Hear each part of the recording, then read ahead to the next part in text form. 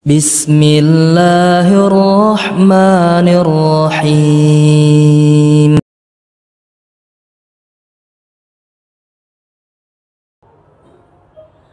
Bagaimana setelah kematian itu datang?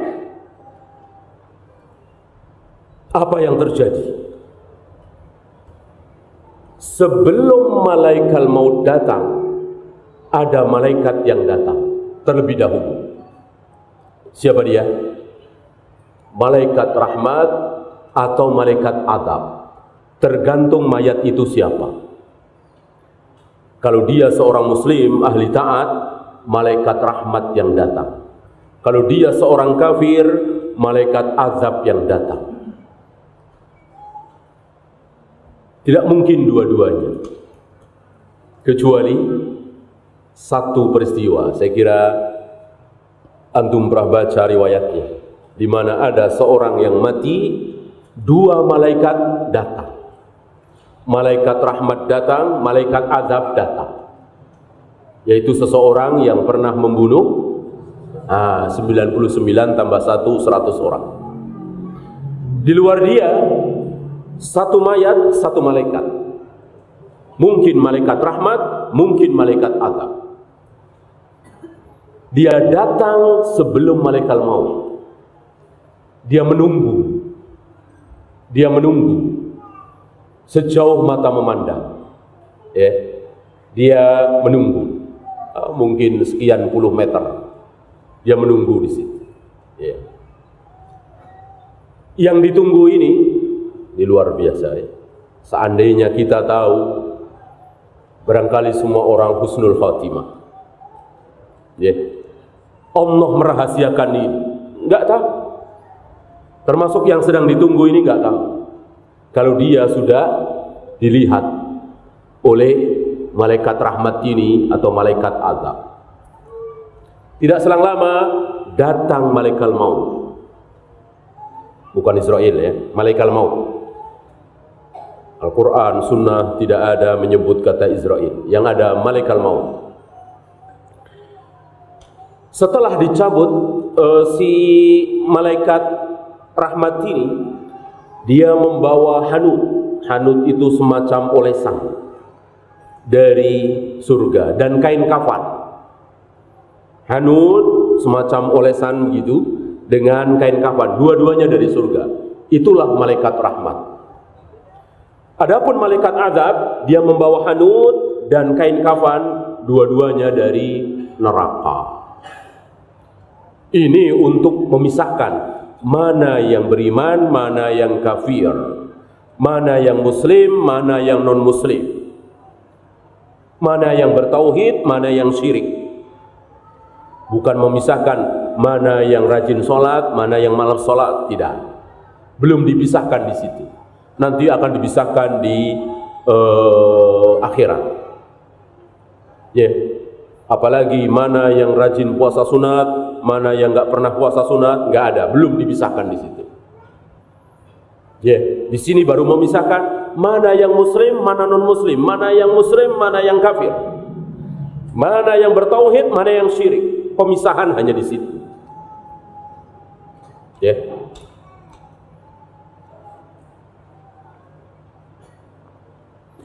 Ketika malaikat maut mencabut nyawa tersebut, tidak dibiarkan sekejap mata, langsung diolesi dengan hanut itu yang dari surga itu. Kita ambil contoh malaikat rahmat dulu. Dioleskan ruhnya itu, lalu dimasukkan ke dalam kain kafan itu, lalu dibawa ke atas. Setiap kali melewati malaikat yang ada di langit, para malaikat bertanya, ini ruh siapa? Wangi sekali. Dijawab oleh malaikat rahmat ini ruhnya Fulan bin Fulan. Kita berharap saat nama kita disebut, maka kita sedang digenggam oleh malaikat rahmat. Disebut nama yang terbaik, Fulan bin Fulan.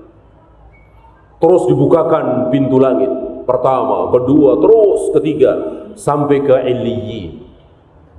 Ini malaikat rahmat, ini ruhnya orang yang beriman. Sekali lagi belum dibahas apakah dia sholat berjamaah di masjid, apakah dia puasa Ramadan atau tidak, apakah dia tidak pernah berjudi, apa pernah berjudi, enggak. Ini baru tauhid, syirik, hak, batil, muslim, kafir. Ya. Bagaimana jika yang mati ini seorang kafir?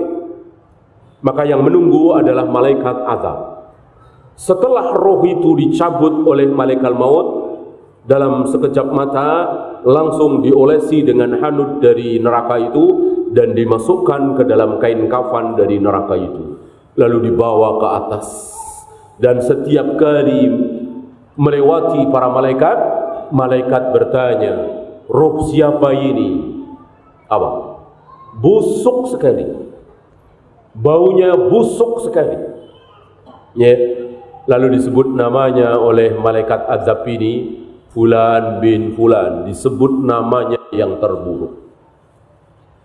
Lalu malaikat ini minta izin untuk dibukakan pintu langit dan tidak diizinkan. Dan tidak diizinkan, lalu dibantingkan ke bumi dan dimasukkan ke dalam jasadnya di alam kubur dan siap disiksa. Karena dia tidak mungkin bisa menjawab 3 pertanyaan itu. Ya.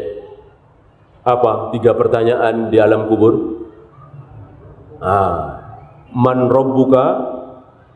Yang kedua, wa man nabiyuka? Yang terakhir, wa madinuka. Ya. Ketika ada pertanyaan man rabbuka, siapa Rabbmu? Jawabnya Allah. Ketika ada pertanyaan wa man nabiyuka, siapa, apa jawabnya? Nabi Muhammad sallallahu alaihi wasallam. Atau di lain dikatakan siapa orang ini, ditampakkan. Dijawab dia adalah Rasulullah sallallahu alaihi wasallam. Yang ketiga, apa agamamu? Madinuka, Islam. Sudah hafalan tuh? Perlukah ngafalin? Tidak perlu. Siapa yang beriman, siapa yang muslim, pasti dia bisa menjawab. Siapa yang kafir, siapa yang Kristen, Buddha, Hindu, Konghucu, nggak mungkin bisa jawab, walaupun sudah ngapalin. Misalnya, taruhlah dia Kristen, tapi dia jaga-jaga, ya, dia punya teman Muslim. Ini pertanyaan kalau dia jaga-jaga aja dah, apalin, pasti nggak bisa jawab, pasti nggak bisa. Allah akan bikin dia nggak bisa jawab, ya, tidak bertauhid. Yang bisa menjawab 3 pertanyaan itu hanya orang yang bertauhid. Walaupun dia tidak hafal satu persatu bahasa Arabnya dan seterusnya, yang penting dia bertauhid. Nah, disinilah muncul 3 yang utama. Kita pelajari siapa Allah itu. Kan tidak cukup Allah adalah Tuhan kita. Selesai? Tidak selesai. Kalau orang mengatakan Allah adalah Tuhan kami, Abu Jahal Abu Lahab bilang apa? Abu Jahal Abu Lahab, Allah itu siapa? Kata Abu Jahal Abu Lahab, Allah itu siapa? Allah Tuhan kami, Allahu Rabbuna. Ucapan Abu Jahal Abu Lahab tidak cukup, Allah Tuhan kami, titik, tidak. Kalau sampai di situ, Abu Jahal Abu Lahab beriman, bertauhid. Memang bertauhid, tapi sekedar tauhid? Sekedar tauhid? Rububiyah, uluhiyahnya belum, asma wa sifatnya apalagi. Baru rububiyah. Rububiyah umumnya manusia bertauhid rububiyah, bahwa Tuhan itu ada, Tuhan itu Allah. Belum. Ya. Harus lebih lanjut. Allah itu yang mana, siapa, yang ada di mana, yang dibenci oleh Allah apa, yang disukai oleh Allah apa. Ya. Maka ada rububiyah, ada uluhiyah, ada asma wa sifat. Bukan hanya rububiyah. Ya. Maka tampillah para ulama membahas 3 hal itu. itu. Siapa Allah, siapa Rasulullah, dan bagaimana Islam ini. Bagaimana setelah kematian itu datang? Apa yang terjadi? Sebelum malaikat maut datang, ada malaikat yang datang terlebih dahulu. Siapa dia? Malaikat rahmat atau malaikat adab. Tergantung mayat itu siapa. Kalau dia seorang muslim ahli taat, malaikat rahmat yang datang. Kalau dia seorang kafir, malaikat azab yang datang. Tidak mungkin dua-duanya, kecuali satu peristiwa. Saya kira antum pernah baca riwayatnya, di mana ada seorang yang mati, dua malaikat datang. Malaikat rahmat datang, malaikat azab datang. Yaitu seseorang yang pernah membunuh 99 tambah 1, 100 orang. Di luar dia, satu mayat, satu malaikat. Mungkin malaikat rahmat, mungkin malaikat azab. Dia datang sebelum malaikat maut. Dia menunggu. Dia menunggu sejauh mata memandang. Dia menunggu. Mungkin sekian puluh meter. Dia menunggu di situ. Yang ditunggu ini luar biasa. Seandainya kita tahu, barangkali semua orang husnul khatimah. Allah merahasiakan ini, enggak tahu. Termasuk yang sedang ditunggu ini enggak tahu. Kalau dia sudah dilihat oleh malaikat rahmat ini atau malaikat azab. Tidak selang lama datang malaikat maut. Bukan Israel malaikat maut. Al-Quran, Sunnah tidak ada menyebut kata Israel. Yang ada malaikat maut. Setelah dicabut si malaikat rahmat ini, dia membawa hanut. Hanut itu semacam olesan dari surga dan kain kafan. Hanut semacam olesan begitu dengan kain kafan. Dua-duanya dari surga. Itulah malaikat rahmat. Adapun malaikat azab, dia membawa hanut dan kain kafan, dua-duanya dari neraka. Ini untuk memisahkan mana yang beriman, mana yang kafir, mana yang muslim, mana yang non-muslim, mana yang bertauhid, mana yang syirik. Bukan memisahkan mana yang rajin sholat, mana yang malas sholat, tidak. Belum dipisahkan di situ. Nanti akan dipisahkan di akhirat. Apalagi mana yang rajin puasa sunat, mana yang nggak pernah puasa sunat, nggak ada, belum dipisahkan di situ. Di sini baru memisahkan mana yang muslim, mana non muslim, mana yang muslim, mana yang kafir, mana yang bertauhid, mana yang syirik. Pemisahan hanya di situ.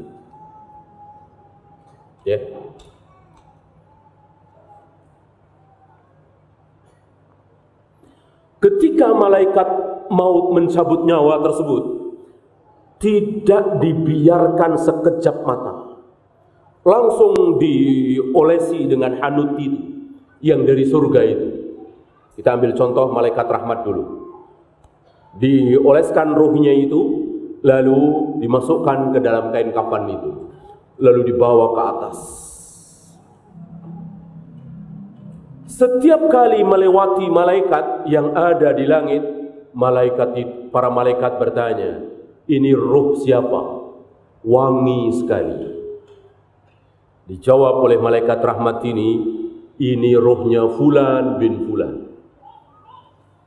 Kita berharap saat nama kita disebut, maka kita sedang digenggam oleh malaikat rahmat. Disebut nama yang terbaik, Fulan bin Fulan. Terus dibukakan pintu langit, pertama, kedua, terus ketiga, sampai ke Illiyin. Ini malaikat rahmat, ini ruhnya orang yang beriman. Sekali lagi belum dibahas apakah dia sholat berjamaah di masjid, apakah dia puasa Ramadan atau tidak, apakah dia tidak pernah berjudi, apa pernah berjudi, enggak. Ini baru tauhid, syirik, hak, batil, muslim, kafir. Ya. Bagaimana jika yang mati ini seorang kafir? Maka yang menunggu adalah malaikat azab.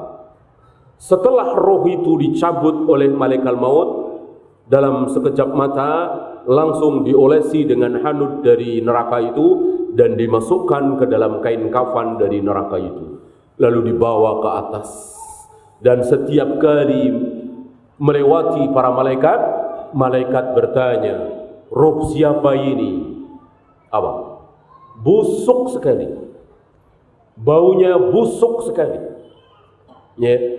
Lalu disebut namanya oleh malaikat azab ini, Fulan bin Fulan, disebut namanya yang terburuk. Lalu malaikat ini minta izin untuk dibukakan pintu langit dan tidak diizinkan. Dan tidak diizinkan, lalu dibantingkan ke bumi dan dimasukkan ke dalam jasadnya di alam kubur dan siap disiksa. Karena dia tidak mungkin bisa menjawab 3 pertanyaan itu. Ya. Apa 3 pertanyaan di alam kubur? Man rabbuka? Yang kedua, wa man nabiyuka? Yang terakhir, wa madinuka. Ya. Ketika ada pertanyaan man rabbuka, siapa Rabbmu? Jawabnya Allah. Ketika ada pertanyaan wa man nabiyuka, siapa, apa jawabnya? Nabi Muhammad sallallahu alaihi wasallam. Atau di ayat lain dikatakan siapa orang ini, ditampakkan. Dijawab dia adalah Rasulullah sallallahu alaihi wasallam. Yang ketiga, apa agamamu? Madinuka, Islam. Sudah hafalan tuh? Perlukah ngafalin? Tidak perlu. Siapa yang beriman, siapa yang muslim, pasti dia bisa menjawab. Siapa yang kafir, siapa yang Kristen, Buddha, Hindu, Konghucu, nggak mungkin bisa jawab, walaupun sudah ngapalin. Misalnya, taruhlah dia Kristen, tapi dia jaga-jaga. Ya, dia punya teman muslim. Ini pertanyaan kalau lu jaga-jaga aja dah, apalin, pasti nggak bisa jawab. Pasti nggak bisa. Allah akan bikin dia nggak bisa jawab. Ya, tidak bertauhid. Yang bisa menjawab 3 pertanyaan itu hanya orang yang bertauhid. Walaupun dia tidak hafal satu persatu bahasa Arabnya dan seterusnya, yang penting dia bertauhid. Nah, disinilah muncul 3 yang utama. Kita pelajari siapa Allah itu. Kan tidak cukup Allah adalah Tuhan kita. Selesai? Tidak selesai. Kalau orang mengatakan Allah adalah Tuhan kami, Abu Jahal Abu Lahab bilang apa? Abu Jahal Abu Lahab, Allah itu siapa? Kata Abu Jahal Abu Lahab, Allah itu siapa? Allah Tuhan kami, Allahu Rabbuna. Ucapan Abu Jahal Abu Lahab tidak cukup. Allah Tuhan kami, titik, tidak. Kalau sampai di situ, Abu Jahal Abu Lahab beriman, bertauhid. Memang bertauhid, tapi sekedar tauhid, rububiyah, uluhiyahnya belum, asma wa sifatnya apalagi. Baru rububiyah umumnya manusia bertauhid rububiyah bahwa Tuhan itu ada, Tuhan itu Allah. Belum. Ya. Harus lebih lanjut. Allah itu yang mana, siapa, yang ada di mana, yang dibenci oleh Allah apa, yang disukai oleh Allah apa. Ya. Maka ada rububiyah, ada uluhiyah, ada asma wa sifat. Bukan hanya rububiyah. Ya. Maka tampillah para ulama membahas 3 hal itu. Siapa Allah, siapa Rasulullah, dan bagaimana Islam ini. Ya.